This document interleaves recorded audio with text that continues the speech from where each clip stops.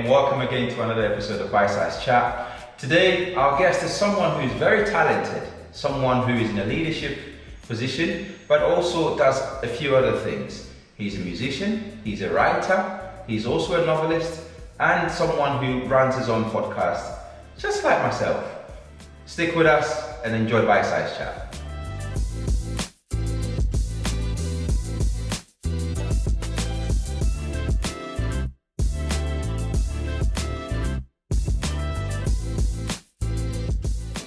Stephen Parker, a dynamic CEO, leadership coach, mentor, podcaster, and a seasoned creative force behind Jam on Top, with a career that brings executive leadership, strategic consulting, and music production. Stephen is a mind behind Leadership Matters, Taiwan's leading English language leadership podcast, and Steve Parker's studio, a hub for commercial music production. From advising global companies to building sustainable communities, Stephen brings a rare blend of strategic thinking and creative flair.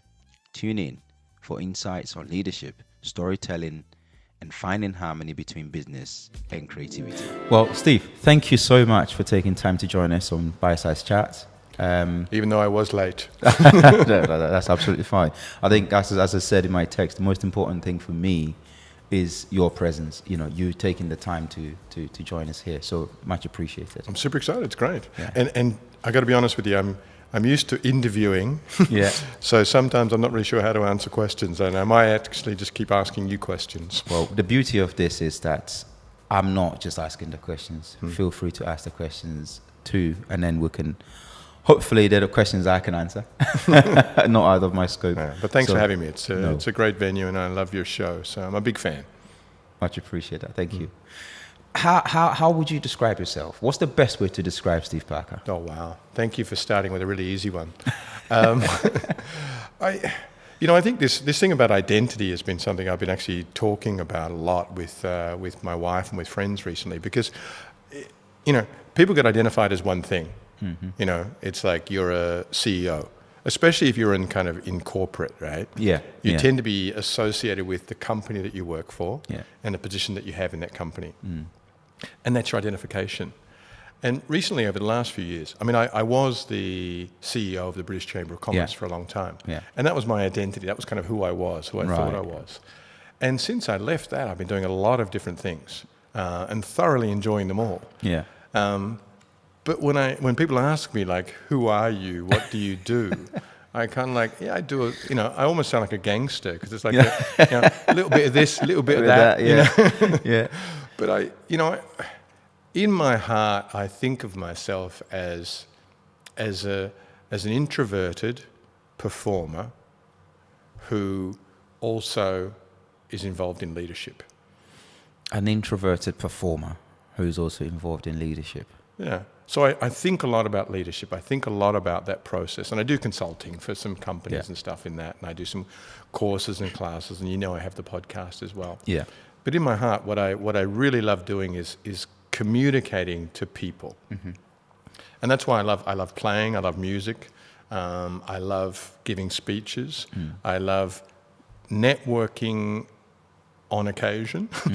But I like when I have a purpose to be in a space. Yeah. And I like being able to look after the people in that space. But it's about the moment, about the role, about the performance, or about the what I can give to the people in that particular situation. Yeah. So in a meeting, if I'm asked to, perform or speak or talk about stuff, I really, really think very carefully about what I am supposed to deliver and give to those people. If I'm singing or I'm performing in public, it's about what am I going to give to these people in this room? Yeah. If I'm doing a podcast or I'm recording something or I'm running a class, I'm always thinking about what can I give to the people in this room? And I think, long way of talking about this, we're getting there. But I think what I really, really enjoy and what makes me is I really like delivering something of value to people in whatever environment I'm in. Yeah. And I think you touched on that, the delivery. Is that, or looking after people or catering for people, is that what got you started on Leadership Matters? which is your podcast. Yeah, so thank you for bringing it up, by the way. Yes. Leadership Matters, available on all good streaming systems. But what got me started originally was not so much the podcast itself, but it was a way of delivering value for members. Yeah. Right. I originally started my podcast because this is probably before podcasts are a thing now, and I think every chamber has a podcast now. Yeah. But when we started the chamber podcast for the British Chamber of Commerce, there were no podcasts being done at that time by chambers. And I started it as a way to give value to the members. There were CEOs and CMOs, CFOs, etc., who required a platform, or companies that needed a platform to kind of talk about what they were doing. Yeah, and these days it's very common. It's quite common, right? But I started originally as a platform to give value to the membership. Quickly I realized that I actually quite enjoyed it. I enjoyed asking the questions. I enjoyed learning from people. Yeah. It's a great way to be able to sit down with it. And sitting down today, I'm going to walk away from this having learned something, which would be amazing. I hope so. No, definitely. I mean, the great people, I think, are the ones who are curious, right? If you're curious and you ask questions, you want to learn, it's a great way to make people think you're interesting without actually sharing anything. Right. You just keep asking the questions and people think, wow, that's a really nice person. He's always, he's interested in me. Yeah. But you walk away from a conversation having learned a lot. Yeah. And I enjoy the podcast now for that reason. And it's been going for about 4 years now? It's, 4 years. Yeah. And that was not long ago you had the anniversary. I think it was a 4-year anniversary. I did. Yeah. Because I passed the 50,000 downloads mark, which, it doesn't seem like a lot, but we're doing something once a month, part-time.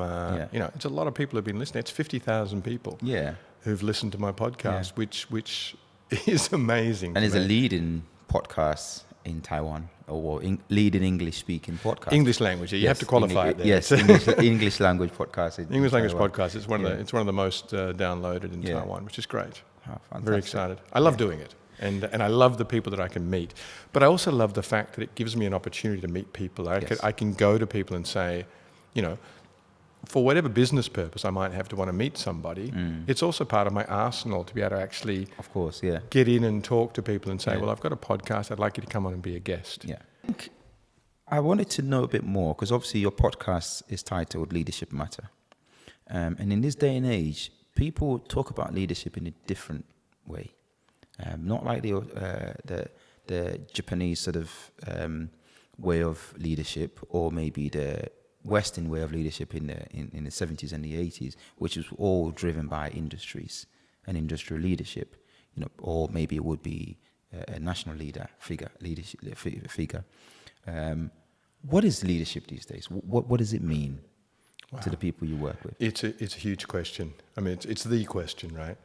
I mean, I have my own theories of leadership, and the fact that I get to talk to a lot of people on my podcast and through the kind of networks and stuff that I have, and the fact that I get to meet different people through the kind of consulting and the training that I do, I see a lot of different kind of leaders. People have different, and people themselves have their own philosophies of what it is. Yeah. One of the problems with leadership, I feel, is that people feel like they have to be something to lead. Right. They feel like they have to be the one who knows everything. Or they feel like they have to be the one who gives all the directions, or they feel like they have to tell everybody what to do. And I think my experience of the greatest leaders are the ones who put the right people in the right positions and just get out of the way. And it's almost like the Swiss model of kind of government. Yeah. Where the Swiss model of government is that they bring people from industry, they put them in positions, they ask them to achieve certain things. Yeah. And their focus is on getting out of the way of business so that business can do what it needs to do. Okay. Creating regulations that support, but don't hinder. Okay. And I feel like real leadership is about giving the support, taking the responsibility. Like when I work with people, I always tell, it's your idea, you go for it, I give you credit for it. But if everything goes wrong, I'm the one who said yes. So I've got your back. Yeah. And I think giving that kind of level of support to people and allowing them to go and achieve stuff with the knowledge that they're going to be secure. So where do you think that's falling through then in modern day leadership, where that sort of utopia of leadership is not happening or not being achieved? Well, I think, I remember doing a speech once for a high school. And the question was, when you leave high school, we all go off and we achieve great things. When does that start? Yeah. That was the sort of weird question. And I was being a bit facetious and I was making a bit of a joke about it. But I said to the students in the room, have a look around you, right? There are people next to you. Some of you are smarter. Some of you are not so smart. Some of you are better. Some of you are more charismatic. Some of you will be richer. Some of you will be poorer. It doesn't change just because you go into the world of work. Yeah. When we're kids, we think that everybody who has a job somehow is a genius or, But, the world of work is just the same as it was at school or any other time. There are people who are great. There are people who are not so great. And there are people, honestly, who are terrible. And I don't think that the leadership has necessarily gone wrong. Right. But I feel that maybe now we are valuing and allowing things to happen that in the past we shouldn't have done. And I think partly we're to blame, right? We're involved in this kind of social media kind of, we're putting a lot of stuff out there. There's so much information. And that's the positive aspect of it, where people have learned from all these past, mistakes, which is creating a different kind of leader.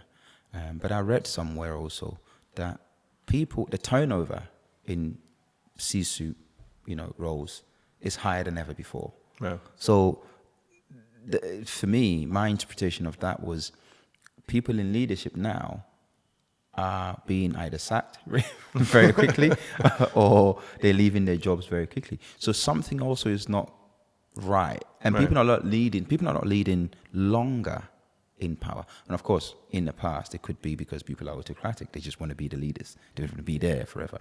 But people are not leading businesses longer enough. Well, we're rewarding the wrong things, right?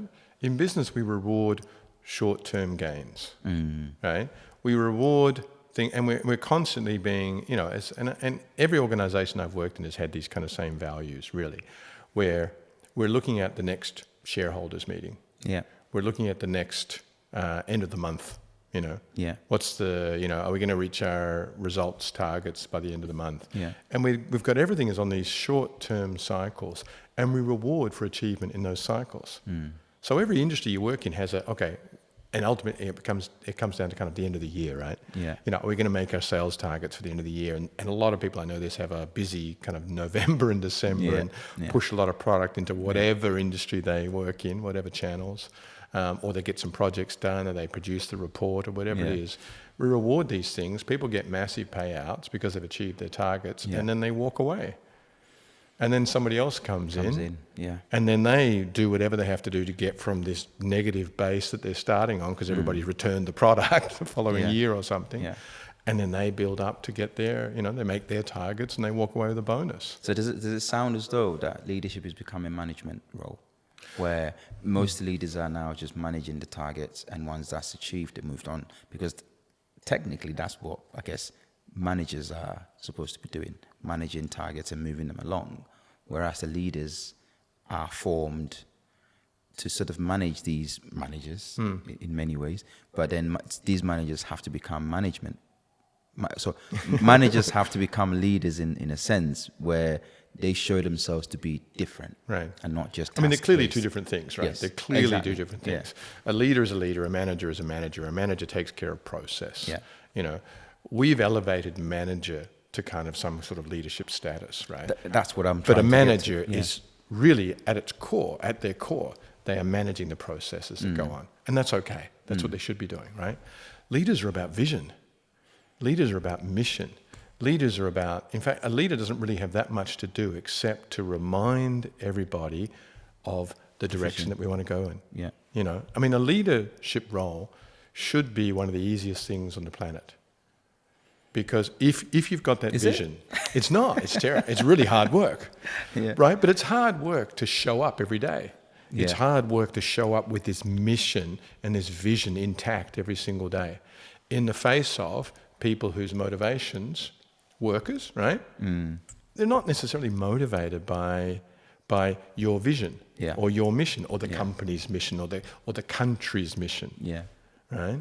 I mean, they're motivated by, am I going to be able to buy milk today? Yes. Right? Yeah. And so you can see where, and this is one of the problems I think now with democracy and its kind of short-term focus, right? Right. Democracy is, we're not going to get political today, but don't worry about it. But, you know, but it's a bit like you talked about with leadership, right? It's a short cycle. Yeah. And so people come into a cycle where they're going to be out in 2 years or 4 years or whatever it is. And so in order to stay where they are or keep going, they need to pander to a certain group of people who are going to vote for them and allow them to do what they want to do. Yeah. Whereas a mission or a vision for a country or a company or a family or a group of friends is not about doing what the majority of people necessarily will be happy. Right. Yeah. Yeah. You know, sometimes the hard decisions are what the leader needs to make. And they become the very unpopular person because they made those decisions. But in the long run, that starts to bear fruit, and everybody seems to then buy into it or realize, oh, actually, that was a good idea. I mean, I think a lot of visionary leaders are not necessarily popular at the time when they're making the changes that they. And I'd love to give you some examples. I haven't got them off the top of my head, but a vision, a mission is. I have one. Okay, please. Kwame Nkrumah of Ghana. What's that? Kwame Nkrumah. I think he was a visionary leader. Okay. He's a Pan-Africanist. Nice. He led Ghana to the first independence, and trying to break Africa free of neocolonialism. Nice, perfect example.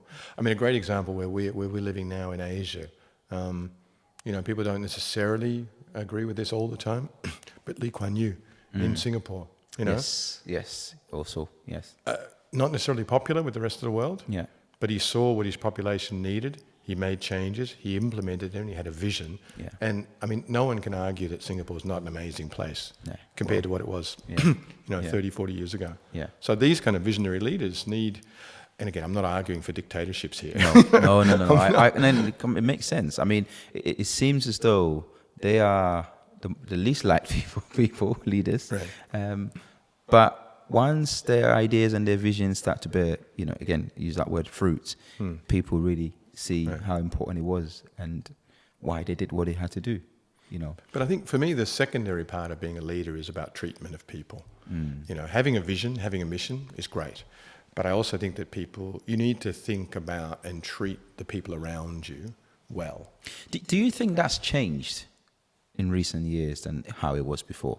I think people demand more of their leaders. I think that, the younger population demand more of the managers and people who manage their daily schedules than would have been true in, say, my parents' day. I grew up maybe in that changeover period. Right. I'm born in the late 60s. But, I deal with people now who are in their 20s, and they will tell me how they want to be treated. Why do you think that is? I just think the world has changed. The world has moved on. We have a lot more freedom of expression. Yeah. Even, I grew up in I grew up in Australia, and it's very, very free and very open discussions. But I would not have challenged my parents or the management around me in the way that the 18 to 20s, maybe even 30s will do now, which I think is great. It's great. You should be challenged. As a leader, if you don't know what you're doing, the people should be able to challenge you. I struggle with the. I completely agree. I totally agree with you, and I'm also probably in the changeover period where I'm born in the late 80s. And you just think, okay, I would never talk back to my elders back then. I would never ask the question, why? I even dare ask the question, why? It's just whatever explanation they give you, you just take it and you walk away with it. You do it because you're told to do it. Yeah, but that's different from my youngers. They just ask you why all the time. They will challenge you all the time. And but here's the thing, what's wrong with being challenged? If I don't know why I'm doing something and someone challenges me on it, that's on me. That's not on them. Yeah. I shouldn't be getting angry because someone asks me why they're having to do this. Yeah. I don't disagree. I don't disagree with being challenged. I completely agree. I do challenge. In many ways, I guess maybe I was also a little bit different from some of my friends, if I had to, relatively. my parents allowed me to ask questions, whereas it wasn't the norm. You know, some kids, you just don't ask the questions. You know, so I would challenge to some extent, but now it's just very free and open, which is brilliant, which is great to see. You know, and I work with some younger engineers as well, and younger people. I've, you know, mentored and coached younger people, and it's fascinating talking to them, the way they think about things.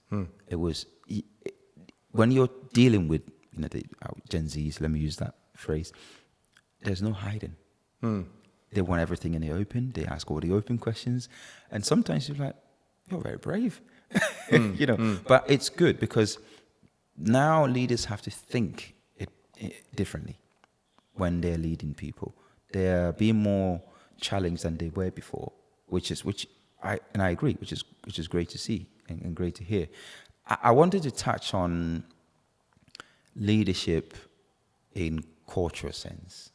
Is leaders now being driven more into culture? So they don't want to be cancelled, so they're going to have to adjust this way. Or are they understanding the culture that they're in and how they have to assimilate to be able to be a good leader? This is a super interesting question, and I'm gonna take it slightly to the left first. Okay. Because this idea of culture, I think you and I have had this conversation before. We've talked about the difference between culture and clarity.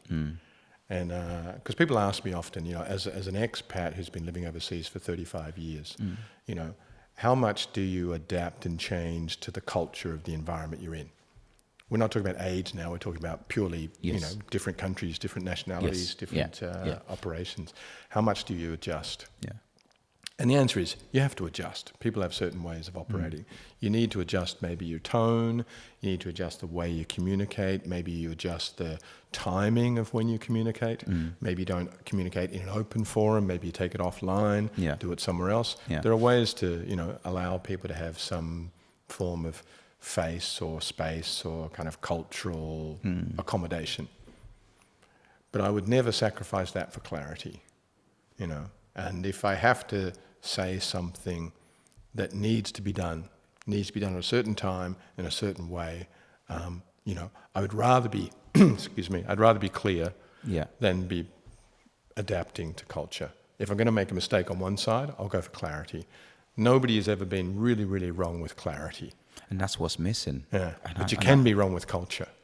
You can get that wrong. You can miss, right? You can think you're being adaptive. You can think you're being kind of like, you know, adjusting to the way the kids do it, or adjusting to the way they do it in Taiwan, or the way they do it in Singapore, or wherever place you are.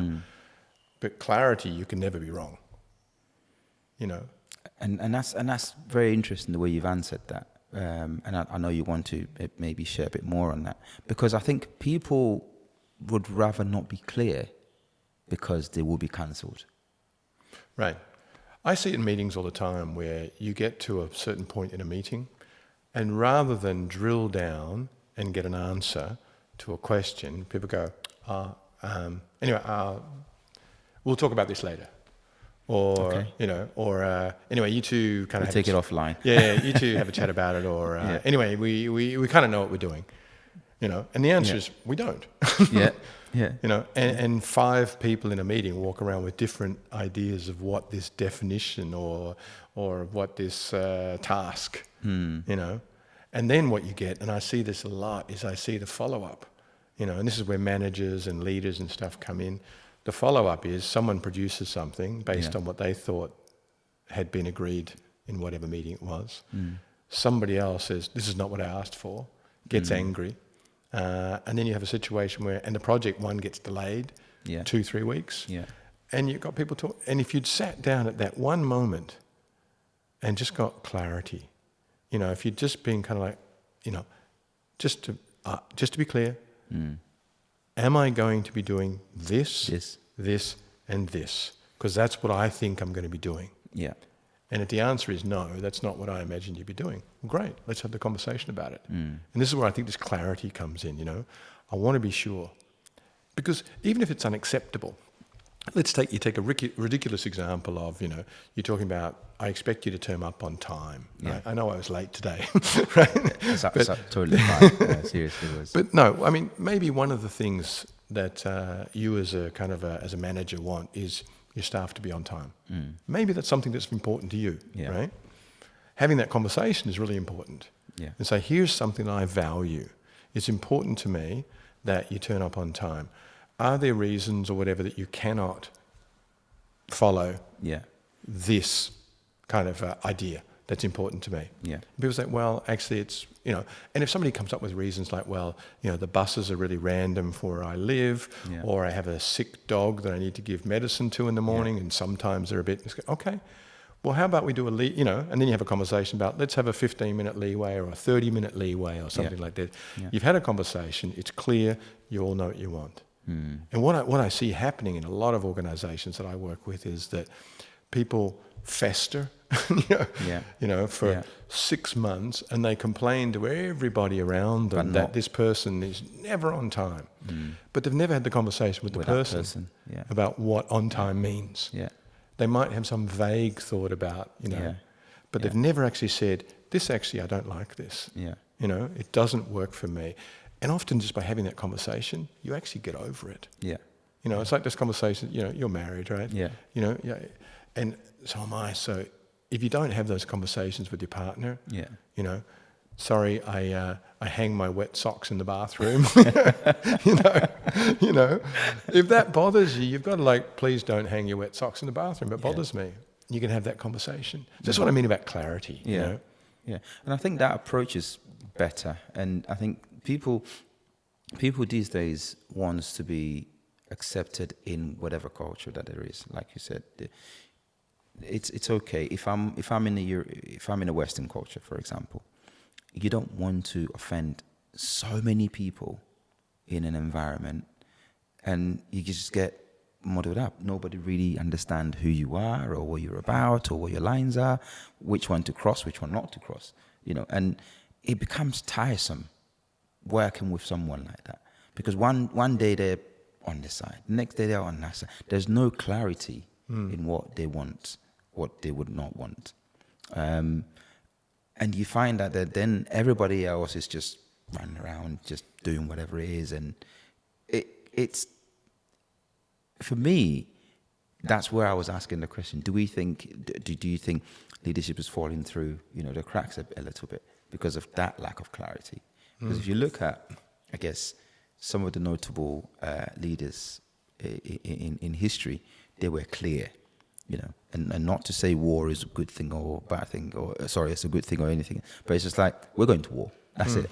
Whether it's in the management room, we're going to war with this company or with this product, or we're going to war with this nation. It was clear what they want to achieve. But these days, it's a little bit wishy-washy. And it creates a lot of confusion, I agree with you. I think, we're not going to, this is not a political forum. No. But the global leadership is quite soft now. It's very, for me, I'm not really sure what people stand for. And I don't feel like a lot of leaders stand for anything except for what the majority of people around them are telling them. Yeah. And this can be in companies as well, or in families, My mother was a teacher, a primary school teacher for 40 years. And she was very, very good by all accounts. I was never taught by her, but her students loved her and stuff like this. And she would do two things. She would have conversation with parents all the time, where the parents would come to her and say, I really, my daughter wants, let's say now, a mobile phone, and she'd be like, well, do you want your child to have a mobile phone? Says, no, I don't. Well, so why are you getting them a mobile phone? Because all the other kids have them, and they're going to be, Yeah. And she's like, well, here's the thing. You're the parent. You set the boundaries. You set the mission, the vision, the parameters, the management structures. That's your job. What you want to be is liked. And that's not your job. Your job is to make sure that they've got a place to sleep, food, good values, and the right stuff around them. And if you think that this is not fitting in with your value set, or then don't do it. But it's so hard, And parenting is not easy. And I get that. I really do. It is super hard. But I think that's a lot of the problem with leadership now as well. Is it, setting really clear direction and setting those boundaries and setting those, clarity of this kind of stuff, it is hard. Yeah. And people, I think leadership now has sort of become a bit like a popularity contest. It has. Right? And that's not what leadership is. No. You've written 2 books. Well, technically not written. I've written the English portions of 2 bilingual books on whiskey. Right. Yeah, so they were written by the brand ambassadors themselves, wrote the originals, and then I wrote the English portion of those books. Okay. Yeah. Why on whiskey? I love whiskey. Who doesn't? Yeah, but also here's the thing, and I think this is partly how I've kind of lived my life. I did these because I was asked to. Okay. It just happened that, the original book, I was not working in the whiskey industry at the time. I mean, I did actually work in an importer for 4 years. Yeah. But prior to that, I wasn't working in the whiskey industry. And a friend of mine needed some help on a book. Happened to be about whiskey, Balvenie. And, okay. Yeah. And they came to me and said, as someone who was bilingual, who'd been here for a while, can you do this? Would you like to help? Yeah. And I was like, well, it'll be difficult. Haven't done it before. Okay. Would it have been easier these days with AI and everything else with the translation? AI, yeah. The second book, to be honest, the second one that I did, a lot of that was, copy and paste. Right. Put in, gift something and then restructure it, right? Yeah. It took a lot less time. The first one took me months, maybe 3 months to do. Okay. Of just being, sitting at my desk doing it. The second one, I did a lot of it in 2 or 3 days. And that was just using... That's the difference. Using AI, Google Translate, all sorts of stuff to try to get it. You still have to make sure it works, right? Yeah, you still have to put the effort in. You have to think and check it. Yeah. But the tools make it so much quicker. Talk to us about music. I know that's a big part of you, writing your own songs and recording and producing. And where did it all begin? So I think it's a little bit about you and your cooking, actually. It's a little bit similar. Because when I was, I guess, around, I want to say 18, let's say, a lot of people say they played in bands when they were young. Yeah. And a lot of people did. But I actually made my living from this. Okay. So through university, I made my living by playing in bands. I played every weekend, a couple of nights. I had a fairly set band. I had some acoustic groups that I worked with and stuff. So I did make my living that way. And a lot of the kind of confidence that I have now as a performer and presenter and has come from, the grind of having to deal with people in a restaurant, who are having their dinner and getting drunk or whatever it is. And then you have to kind of like make sure that they're not going to, abuse anybody else. But I just really enjoyed music. I loved music. Yeah. My mum was musical. I taught myself how to play the guitar. I did a couple of recordings when I was about 18 or so. And then it just dropped away. I went traveling. I got a real job. I came to Asia. I started working in publishing, and then I kind of moved through a few different jobs and stuff, and eventually ended up in Taiwan and working for the Chamber, as you know. But throughout all this time, I really always enjoyed music. I mean, it's still part of me, but I didn't do it. Yeah. And then I just got to a point where I was like, why? Why am I not doing it? And I realized that I think this is a real message for the kids out there. Right? It really is a message for the kids out there. Yeah. It was so important to me, and yet I didn't do it because, and I realized this, there was a voice inside of me said, this is ridiculous, you're no good, no one will ever want to hear you, and you shouldn't be doing this. And it was like a little voice that was telling me that I shouldn't be doing music at all. Because fear of judgment, fear of people around me saying, you're too old, you can't sing, you don't do this, you're not this, or whatever. And I realized that the only reason I wasn't doing this is because I was embarrassed about what other people might say about me, which is ridiculous. Wow. And the minute that occurred to me, and my wife actually, I have to say, was very good, because I think intuitively she knew that this was kind of going on. Yeah. Because, I went to a luncheon. It was a Rotary luncheon, and I had equipment and everything, right? And I lent that equipment to a guy who was going to play for the day. And she was like, you should give your equipment. They can use it for the day. So I lent my equipment. And then at the end of it, she's like, you play, don't you? You play. I said, well, yes. So, get up. Yeah. And so I did. And I thoroughly enjoyed it. Oh. And it just, sparked it off again. Yeah. And so Brilliant. It's, is it something that I'm going to make a lot of money out of? Probably not. Am I the new Taylor Swift? I don't think so. But I think the fear and the doubt, the fact that you overcame that in itself is more than anything else. Well, I think it's and this is one of my big passions is this idea of introverted leadership. I read a survey, I guess about a year or so ago, which really surprised me, where over 50% of CEOs identified as being introverted. I've seen that as well. Yeah. Yeah. And I think we've actually talked about it before. And that really shocked me because people who know me are often like, you're so outgoing, you're so comfortable, you're a big networker, you do all this kind of stuff. And I'm terrified half the time, honestly. Really?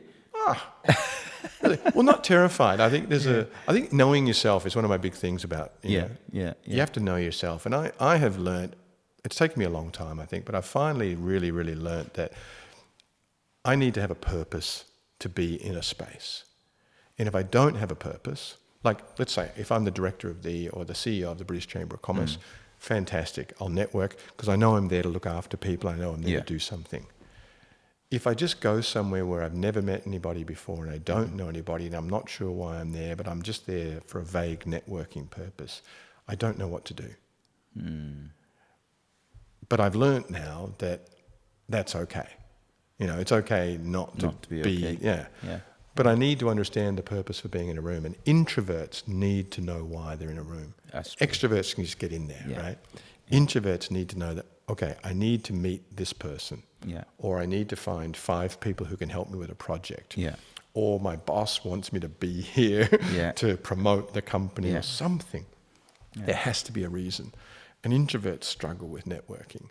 I finally learned after years of believing that I was an extrovert of some sort, I finally learned actually I'm pretty uncomfortable in social situations.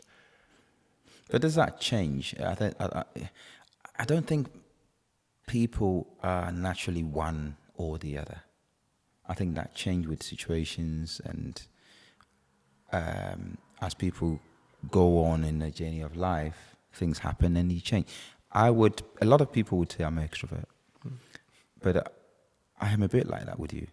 Over the years, maybe in the last 3 years or so, I'm beginning to get a bit bored in spaces or in places, and I need to know why I'm going there. And I think usually my wife would be like, why are you getting agitated? I said, I don't know why I'm here. What am I doing here? To me, straight away, it feels like a time-wasting agenda. But other people would be like, I would never have thought you'd be bored in this place. I'm like, well, what's my purpose here? It's not serving me any purpose. Why am I here? So my view on extrovert, introvert, and I think there's a one in between, ambivert, right, is, okay, if I'm giving too much energy than I need, then I probably wouldn't be there. I want to be somewhere that fuels me as well. So where I am in a space where I'm giving, a lot of my energy to people, I'm being excited and buzzing around, and I like to feel there are 2 or 3 people in that room that would make me also want to be there. Yeah. So I think people change based on situations or settings. Or there's a lot of things about familiarity as well. If you're in a familiar situation with family and friends, or if you can just relax and sit in a corner or do something. But for networking, I think networking takes energy. And I think you're right. If you're not getting anything back from the room, but also just performing or giving energy out or networking with people requires a lot of your energy. And I think we need to understand, how much energy you've given away and how much time you need to get that energy back again for the next time, or else it just gets really tiring. Yeah. So how many songs in now? 20? Well, there are 20 out on Spotify, but I've got about another 30 songs that I'm going to be putting out this year at some point. 30 to go out. To go out. On top of the 20. Yeah. How are you managing that? I don't sleep. No, I mean, you got to manage. I get up in the morning and, it takes my wife an hour or so to get ready. And we get up early. So I've got an hour where I kind of, spend some time. Yeah. Maybe do a bit of tweaking, do a bit of recording. Yeah. And then I steal some time during the day or in the evening or whatever. Yeah. But there's I said at the beginning of this kind of conversation that, sometimes I'm not really sure who I am because there are different aspects of me that kind of have to turn up. And there is the other aspects I want to talk about. One that actually I mentioned earlier, that's got me thinking about this idea that I had a long time ago about plastic waste recycling. So you're very big on sustainability. It's important to me. I've spent, I guess, over the last, I think a lot of the British Chamber experience for me helped with this because we set up, what I also realized during that time was I believed in business and I believe in the structures of business and I'm really, a big fan of how business works. But I think business needs to have a purpose for good. And I've been a big supporter of things like, I think the future of business will be social enterprise, where it's a profit-making business. Yeah. But there is an impact or a social impact value to what the company does. And I think that's the future of business. And I think it's already here. You see a lot of businesses talk about watching their carbon footprint and right. Looking at how much waste they deliver. But one thing that you're a big advocate of is, one of them is sustainable drinks. For example, the wine industry. So I think every industry has an amount of waste, right? And I think the first thing I always talk about is that no matter what you're going to be doing, first thing is to understand it. Yeah. Measure. If you think you've got a problem, measure it first. So with the drinks industry, there's a lot of power use. There's a lot of use of carbon footprint, obviously, with import and export. Yeah. Packaging. Yeah. Recycling of materials. Yeah. Water is a huge one, right? Yeah. So I think companies at their base level need to understand what their use is. Yeah. And the statistics that really kind of started to frighten me when I found out that, for 1 litre of whiskey or something, it requires about 25 litres of water to make 1 litre of whiskey. Sorry, repeat that. For 1 litre of whiskey, you need about 25 litres of water for the whole process, right? That includes kind of, growing the crop. It includes cleaning the equipment. Yeah. It includes everything you need to do. It's about 25 to 1. Wow. For beer, it's about 300 to 1. Wow. Okay. And for wine, it's crazy. It's almost, because the grapes take years to grow, etc. Yeah. For wine, it's they're estimating somewhere between 800 to 1,000 litres of water per litre of wine. Wow. Now, I need to be careful when I'm drinking those wine. Right. So, I'm not, I did this, I talked about this at a whiskey presentation the other day. And so all the patrons were very excited because they realized that they were being very sustainable by drinking whiskey. And not water. We're saving water by drinking this and not wine, Yeah. But, yes. But just the mere fact that you're using these natural resources, and there are things that you can do, recycle the glass that you use. Yeah. Packaging is one of my big bugbears, especially when I first, I can't remember how long you've been in Taiwan now. It's like 3 or 4 years. 3 years now, yeah. I've been here for 25 plus years now, Asia for over 30 years. and packaging for gifts and stuff is crazy. The amount of packaging we do. That's me. The one thing that tickles me the wrong way is receipts.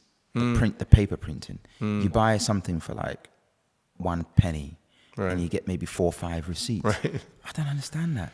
So this is solving the problem, right? You're solving one problem.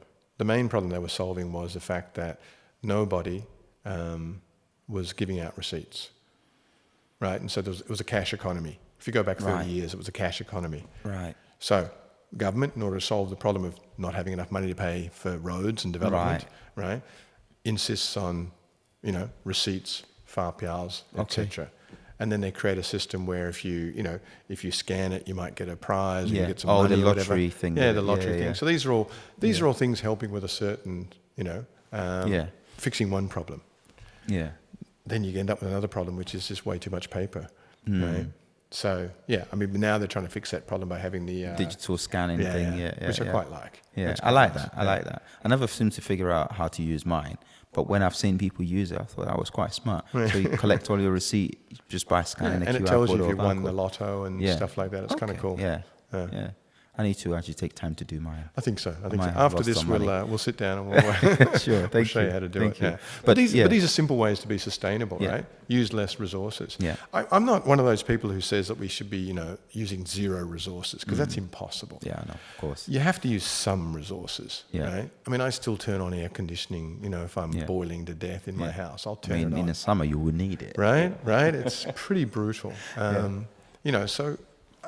I believe we have to use some resources. Yeah.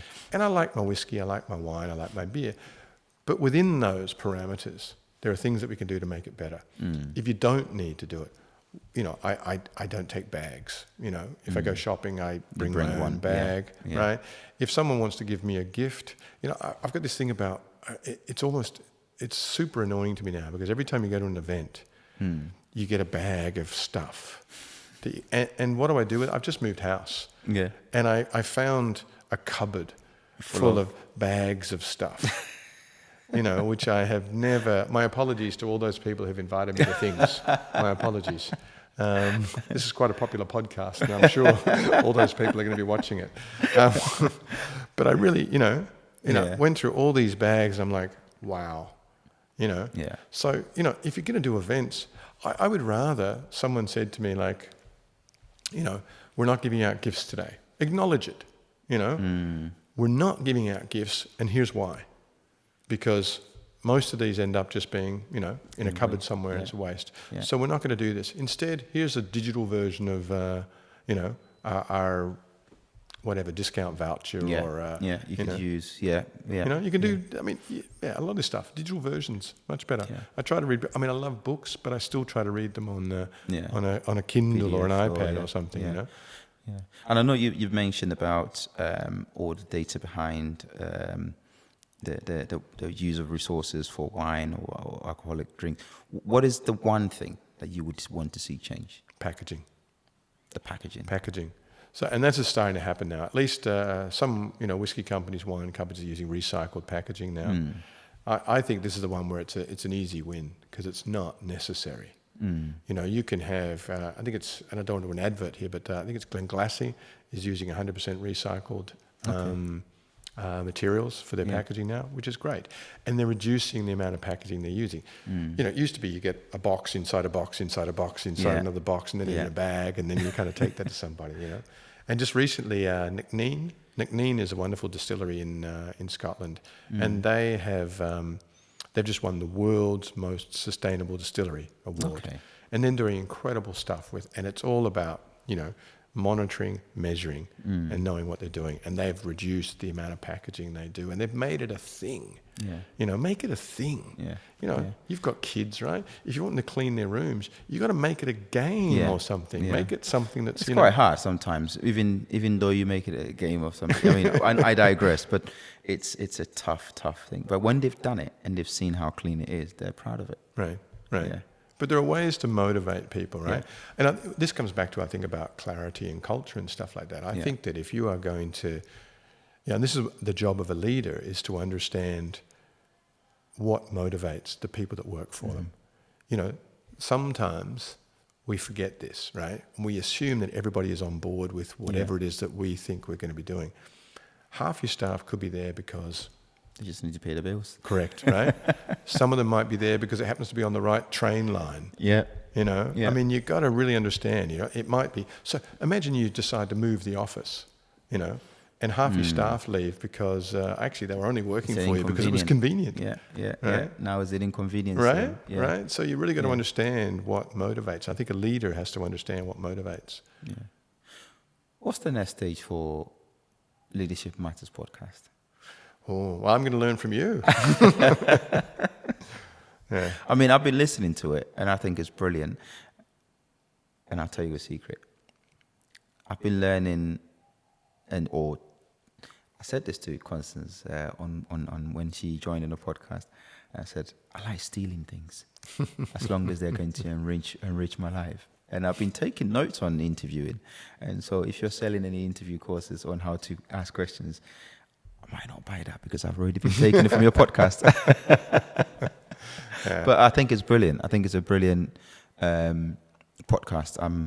I've enjoyed watching it. It's helped me on creating mine and how to navigate, questions. And you'll probably give me the results later on how I've done this as a feedback. But you've seen it grow 4 years in, 50,000 downloads. I mean, where do you want to take it next? Yeah, that's a really good question. Because things that are we talked a little bit about this, during the kind of the food chat, but a labor of love. If you're going to do something and be successful, I think you have to be passionate about it. You have to love it. And I love doing Leadership Matters. I'll never stop doing it. It's become moderately successful now. And I've started to have advertising and some stuff like some interest. And I've never really pursued that. But it's nice that people are recognizing what I've done. Yeah. But I think for me, what I would really like to do is take the learning that I have got from doing Leadership Matters, and I do this as well, and turn that into something that I can give to people. Whether it be, I've got a couple of book ideas that I'd like to do. But also just in the kind of the consulting and the training that I've been doing, I like to share best practices and worst practices of people that I've had the opportunity to sit down in a room with. Thankfully, I've sat down with some fantastic people. I've been lucky. My position with the chamber it helped me to get in kind of contact with some. Any people you can recommend for Bite-Size Chat? Oh, absolutely. I'd be happy to recommend a few people. No, it's a lovely show, and I think there's a few people I've interviewed that would really be that'd be very good for this show. Oh, okay, thanks. Yeah. And you're working within a setting that also does things to do with sustainability. House of Storyware. House of Storyware. And I've been in there and I've seen, their stuff is brilliant as well. I love that. Is that a collaborative work, or it's just a space that you're in? Where you work from? So I work as a consultant for the House of Storyware, and I've known Kevin and Gwambai, who are the owners and founders. Gwambai founded Storyware, the kind of upcycled fashion, mainly using upcycled denim. There was a lot of waste in denim in Taiwan, and she's through her company, she's recycled more than 12,000 pairs of jeans. Wow.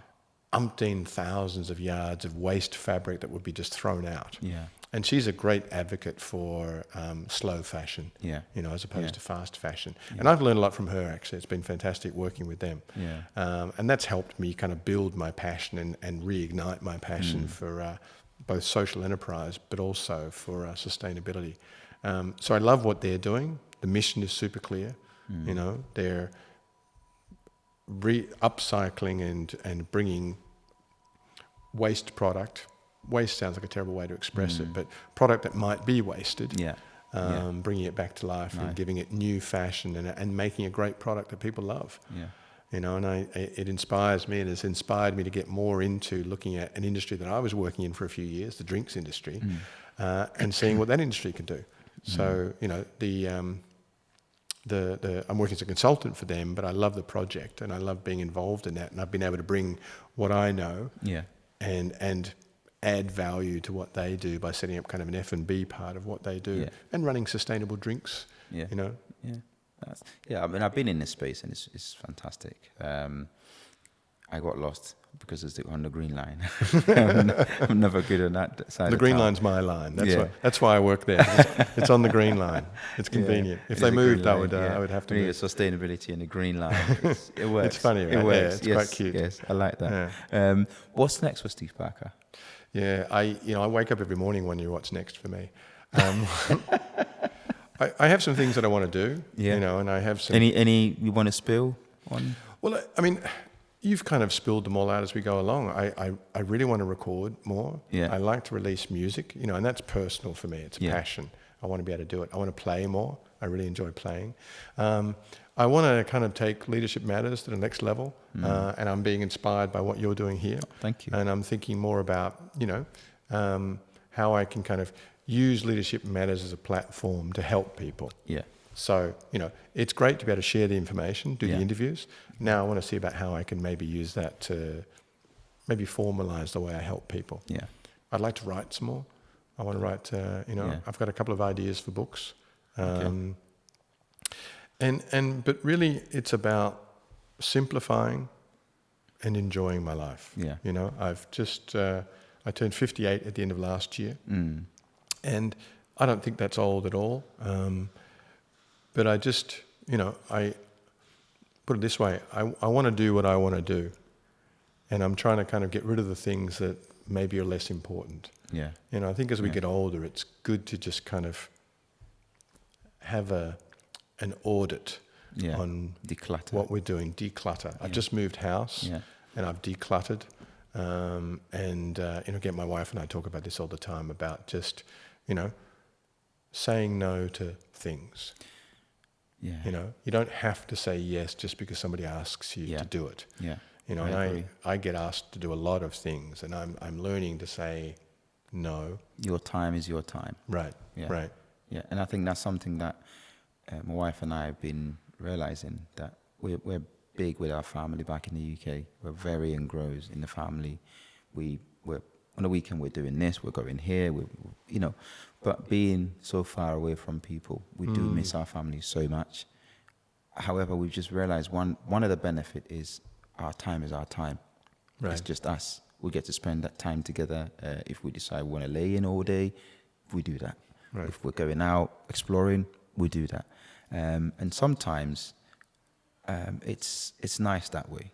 And that was one thing I struggled to do. Probably may still struggle when I go back to the UK, is say no to things. Right. There's so many things out there. It's hard when you go back somewhere because you slip into the person you were. Yeah. And they expect you to be that person still. Yeah. Yeah. I'm hoping I'm not. I'm hoping I'm changing. No offense, family. I love you all. My dear friends, my loved ones, I love you all. But I'm really enjoying my time. Right. And I think that's one thing I want to, learn to do, is say no to everything. And just keeping that time for myself. So I'm paraphrasing now, but a good friend of mine many, many years ago said, I don't not love my family. I love my family. I love my wife. I love everyone around me. I just want less of them. And it sounds a bit kind of trite, but I think that's a recognition that we need to take some time for ourselves sometimes. Yeah. You can't give it all. And if you don't take it for yourself, you just end up being burnt out. Exactly. And tired. And it's a real thing. Burnout is a real thing. And what's that one philosophy to life that if we walked away from this podcast today, whoever is listening, the people watching, they'll be like, okay, I'm going to apply this. What's the one Steve Parker philosophy that you would share to the world out there? Wow. This is going to sound really, really trite, but the one thing that I always try to be is kind. I just try to be kind. I try to put myself into the shoes of the person that I'm having a conversation with and understand. I don't always do it. I fail as often as I am successful, I think. But if there was one philosophy, I think that, it's respect everybody and try to understand where they're coming from and what they are going through in any situation. Nothing is so important that you need to be mean, rude, or unkind. Understand. Clarity is fine, but I think people just need to understand, understand the people around you and be kind. Thank you, Steve. Thank you. Was there something else you wanted to ask me or share on Bite-Size Chat that I didn't bring up? Well, I think it's been fantastic. I've really enjoyed the chat about leadership. I've enjoyed the chat about, we've got a bit personal about it all as well. Yeah. And I just love the fact there's an opportunity for me to actually share some of the stuff that I've learned. So thank you so much for yours. And there we have it. Yet another wonderful episode of Bite-Size Chat. And I hope you've enjoyed it too, whether you're listening to us or watching us. And whether you're a leader or aspiring leader or just doing life in general, I hope the conversations we've had today with Steve has inspired you. Thank you for watching Bite-Size Chat.